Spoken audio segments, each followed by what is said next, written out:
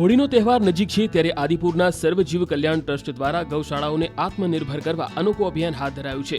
વૈદિક હોળી તેમજ લાકડા બચાવ થાય તેવા ઉદ્દેશ્ય સાથે ગૌશાળા દ્વારા હોલિકા દહન માટે અંદાજિત 5 લાખ છાણા તૈયાર કરાયા। ગાયના છાણામાંથી તૈયાર થયેલા આ છાણાને વેચવામાં આવશે, જેથી લાકડાનો પણ બચાવ થશે અને છાણાની ઉપયોગિતા લોકો સુધી પહોંચશે। ગ્લોબલ વોર્મિંગ સામે રક્ષણ મેળવવા અને પર્યાવરણ અંગે લોકોમાં જાગૃતિ આવે તેવા ઉદ્દેશ્ય સાથે અનોખું અભિયાન હાથ ધરવામાં આવ્યું છે। આત્મનિર્ભર ગૌશાળા તેમજ છાણા બનાવવા માટેના આ પ્રોજેક્ટને કચ્છમાં ખૂબ સારો પ્રતિસાદ મળી રહ્યો છે। આ અભિયાનમાં શ્રી ગૌસેવા સમિતિ ગાંધીધામ સહિત અનેક મંડળો પણ જોડાયેલા છે। ગૌપ્રેમીઓએ નાગરિકોને અપીલ કરતા જણાવ્યું હતું કે રસ્તા પર વેચાતા છાણા ખરીદવાની જગ્યાએ ગૌશાળાના છાણા ખરીદવામાં આવે, જેથી ગૌશાળાને આવક થાય અને તે આત્મનિર્ભર બની શકે।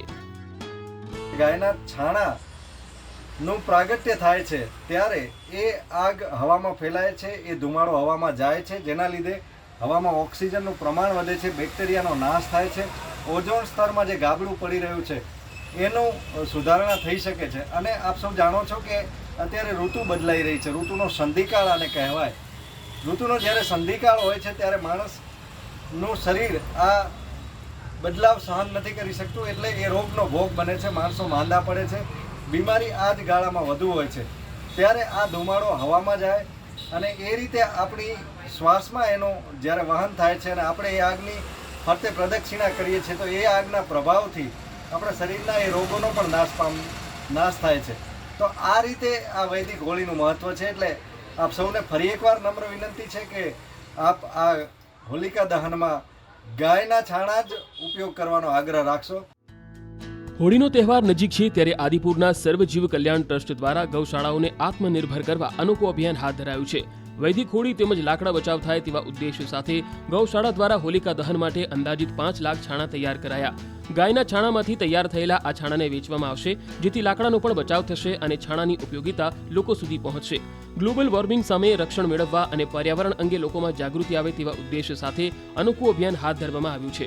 આત્મનિર્ભર ગૌશાળા તેમજ છાણા બનાવવા માટેના આ પ્રોજેક્ટને કચ્છમાં ખૂબ સારો પ્રતિસાદ મળી રહ્યો છે। આ અભિયાનમાં શ્રી ગૌસેવા સમિતિ ગાંધીધામ સહિત અનેક મંડળો પણ જોડાયેલા છે।